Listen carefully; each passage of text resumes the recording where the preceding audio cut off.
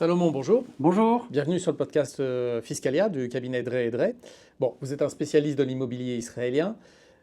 Pour les gens qui souhaitent acheter un bien en Israël, est-ce que vous pourriez nous expliquer quelles sont les différences majeures entre le marché immobilier en Israël et en France?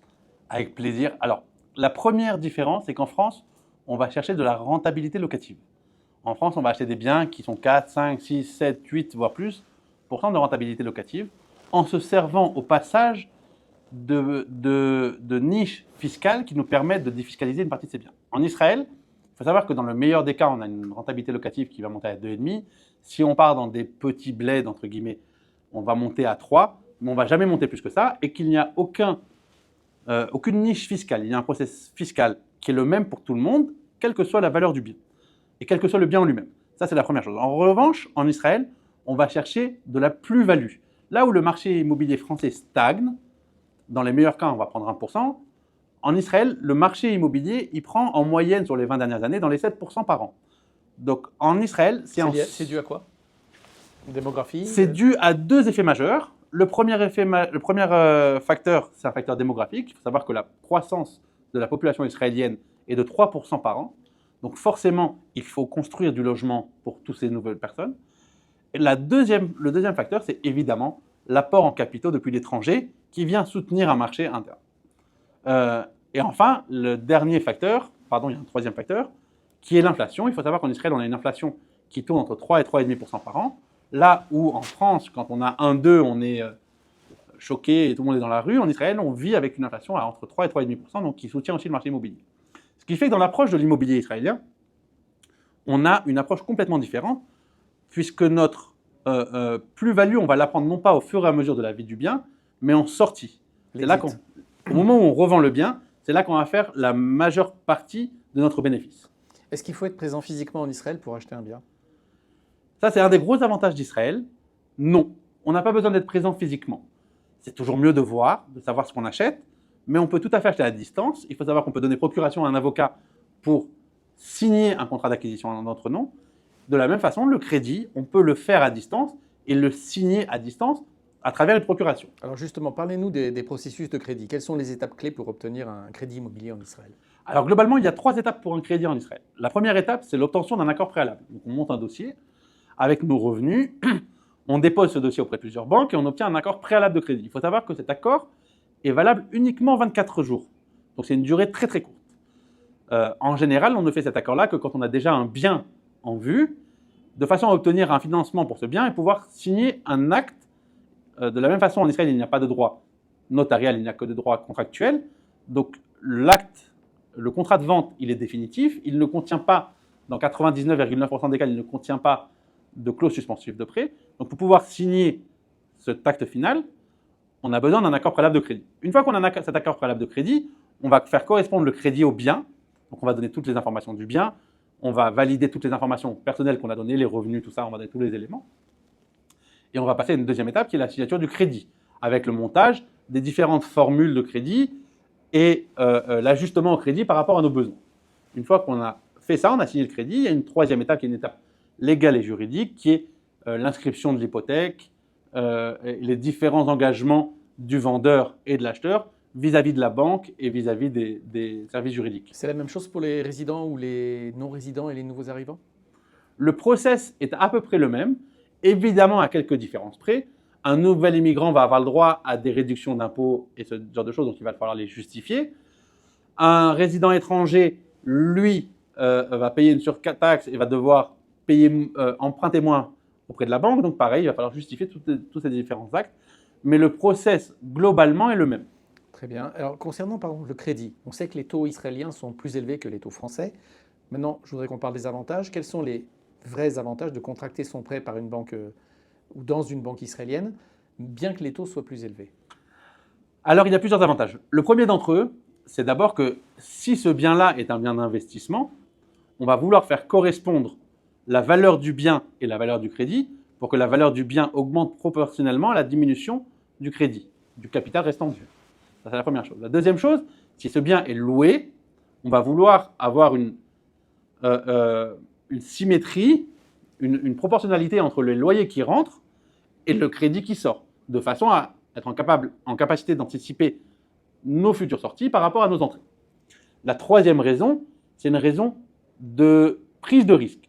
Quand j'emprunte à l'étranger en France, je suis obligé de nantir un bien pour pouvoir décaisser cet argent-là, d'une première chose. Et deuxièmement, en général, j'ai aussi besoin de nantir un certain montant d'argent. Ce qui fait que je me retrouve en risque dans 2 pays différents. Parce que si mon affaire était une mauvaise affaire, si j'ai des besoins financiers, alors dans ce cas-là, le bien en Israël est lui-même mis en danger, et le bien en France sur lequel pèse le financement du bien israélien me met lui en danger sur les sommes et les biens que j'ai immobilisés en France. Alors, on parle de garantie bancaire et de sécurité. À quoi sert la garantie bancaire lors de l'achat d'un bien neuf, justement? Alors ça, c'est un autre sujet que le crédit. Il faut savoir que quand j'achète un bien auprès d'un promoteur, ce promoteur vient avec une garantie bancaire. En général, si je prends un achat un peu sécurisé, je peux acheter auprès de petits promoteurs sans garantie bancaire, mais dans ce cas-là, je prends mon risque. Si le promoteur a une garantie bancaire, cette garantie bancaire vient garantir les montants que j'ai versés au promoteur, de façon à ce que si demain le promoteur venait à faire défaut, je sois en capacité de récupérer l'argent. C'est déjà arrivé. Hein. Et malheureusement, même des gros promoteurs ont déjà fait défaut en Israël. Et donc, la banque vient garantir les montants que j'ai déjà versés auprès du promoteur, de façon à ce que je ne perds pas mon argent en cas de défaut du promoteur. Ok, donc c'est la seule façon de s'assurer que son argent est protégé lors de l'achat? Alors, j'ai évidemment des assurances. Lors d'une acquisition, j'ai plusieurs assurances. J'ai une assurance sur le bien en lui-même, que je vais souscrire en cas d'événements naturels, de catastrophes naturelles, qui vient garantir le bien et la reconstruction du bien. J'ai la garantie bancaire si j'achète auprès d'un promoteur, qui vient m'assurer l'argent. Il faut savoir, et c'est très important de le prendre en compte, que les événements géopolitiques ne sont pas couverts. Ça veut dire quoi? Ça veut dire que si, ce qui s'est passé pendant la guerre d'Iran, si un missile venait à tomber et à endommager un bien, ce bien n'est en aucun cas couvert par les assurances que j'ai souscrites. Il est garanti par l'État, c'est à moi de faire la démarche auprès des organismes d'État pour récupérer la valeur des dommages causés à mon bien. Il faut savoir que cette procédure est elle-même très longue, très compliquée, absolument tout en hébreu, avec des expertises, que si je suis à l'étranger, c'est très compliqué de me battre. Donc il existe des assurances spécifiques qui sont un peu plus chères, qui permettent de nous couvrir contre ce type de risque, mais les assurances de base qui sont proposées ne couvrent pas ce risque-là. C'est intéressant. Et il y a d'autres sécurités offertes? Il y a d'autres sécurités, mais il faut savoir que d'après la loi, quand j'achète auprès d'un promoteur, la première année, le promoteur, tous les défauts découverts dans l'appartement sont réputés être du fait du promoteur. La première année après la livraison? La première année après la livraison. Ça veut dire que dès que je reçois mon bien, il convient de vérifier qu'il n'y a pas de défaut d'étanchéité, défaut de construction, défaut d'un faux plat sur le sol ou quoi que ce soit, qui créerait un défaut dans l'appartement. La première année, le promoteur doit venir directement lui-même réparer ce genre de problématique. Après la première année, contractuellement en général, il me semble, il faudrait vérifier auprès d'un avocat, que c'est pendant 7 ans. Pendant 7 ans, sur le gros œuvre, il existe quand même une garantie de défaut. Mais le promoteur peut me demander de prouver que c'est de son fait à lui, que ce n'est pas des modifications que j'ai fait moi dans l'appartement qui ont engendré ces défauts-là. Ça joue aussi sur les parties communes? Ça joue sur toutes les parties, mais les parties communes, évidemment, c'est le syndic qui va se prendre en charge la plainte contre le promoteur. Ok. Quand j'achète, en revanche, à un particulier, il n'y a pas en tant que tel de défaut de vice caché, comme en France. J'achète très clairement dans le contrat, en l'état le bien. Si je découvre demain un défaut, ce sera mon problème.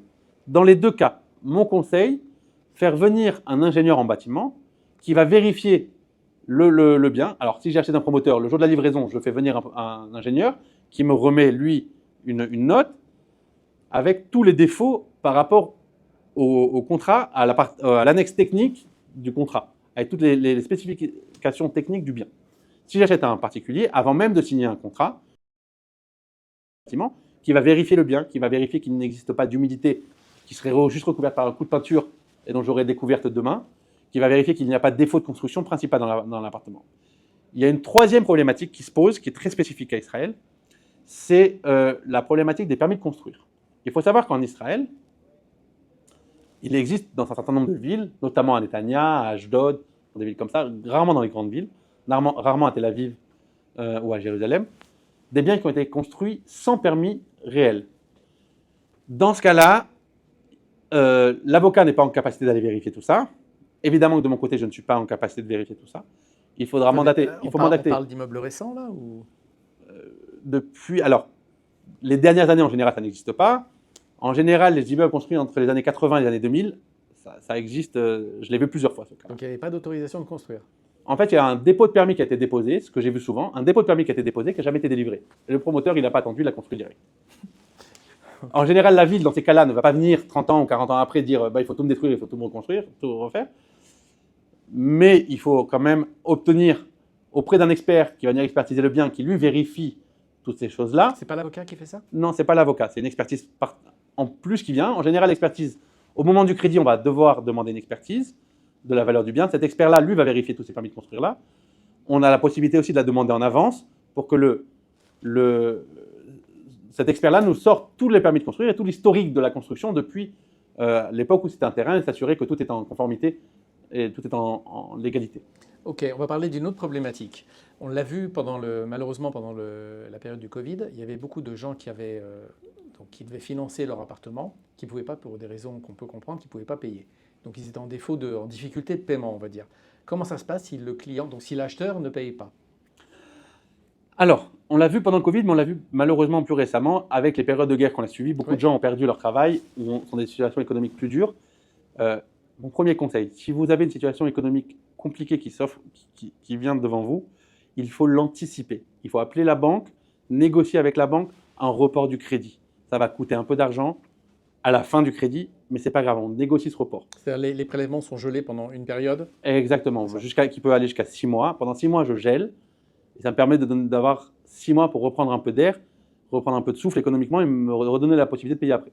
Et ça ne s'appellera pas comme ça un incident bancaire. Si maintenant je suis en incident bancaire, il faut savoir que lors de la signature de mon crédit, je signe une procuration à la banque. La banque a le droit, globalement, si je ne paie pas mon crédit pendant 1 an et demi, de venir saisir le bien.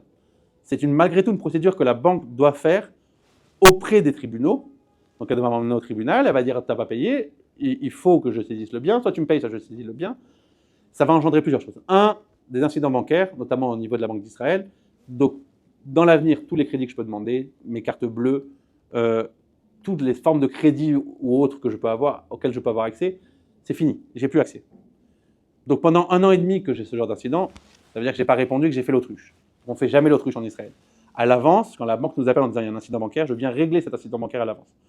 En mettant un accord en place avec la banque, ou de report comme précédemment des crédits, ou avec un crédit complémentaire qui vient me permettre d'assumer les arriérés d'impayés et qui va me redonner un peu de souffle le temps d'assumer tout ça. Si jamais ça n'était pas le cas, si j'ai fait l'autruche pendant 1 an et demi, encore une fois, la banque m'amène au tribunal, elle me saisit le bien, et donc, au bout du compte, elle va vendre le bien, et là, j'aurais tout perdu parce qu'elle va le vendre à la casse.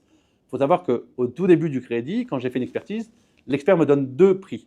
Le prix réel et la valeur réelle du bien sur le marché, ou la valeur en cas de vente accélérée, qui est 15-20% en dessous du prix réel. Personne n'achète jamais à ce prix-là, c'est de la vente aux enchères. Mais ça peut arriver. Donc, il faut me mettre en position de ne jamais arriver dans cette situation. Je ne fais pas l'autruche, je réponds à la banque et j'ai 1 an et demi pour gérer et pour faire en sorte de dire à la banque, de trouver une solution vis-à-vis de la banque pour retravailler mon crédit d'une façon ou d'une autre pour ne pas me retrouver en situation d'aller au tribunal. Et pour conclure, est-ce que vous auriez un conseil clé à nous indiquer à notre audience en fait, pour réussir un achat immobilier, vu le contexte en fait? S'entourer des bonnes personnes, avoir le bon agent, droit, sérieux, qui va me proposer le vrai bien et au vrai prix du marché. Parce que des agents véreux, malheureusement en Israël, il y a beaucoup d'agents. Donc trouver un agent véreux qui va faire une vente et qui va trouver entre guillemets un pigeon, ça existe. Donc il faut avoir un agent sérieux, droit. À la banque, se faire accompagner. Parce que quand on se fait accompagner, encore une fois, même si on a l'impression que c'est un coût supplémentaire tout de suite, sur le long terme, c'est de l'argent qu'on va largement rentabiliser. Troisième chose, si jamais je devais avoir un incident bancaire, ne pas faire l'autruche. Répondre et parler avec la banque et lui donner tous les éléments pour faire en sorte que je n'ai pas ce genre de problématique et de ne pas arriver à l'étape ultime qui est le tribunal. Très bien, merci beaucoup Salomon. Avec plaisir. À bientôt. À bientôt.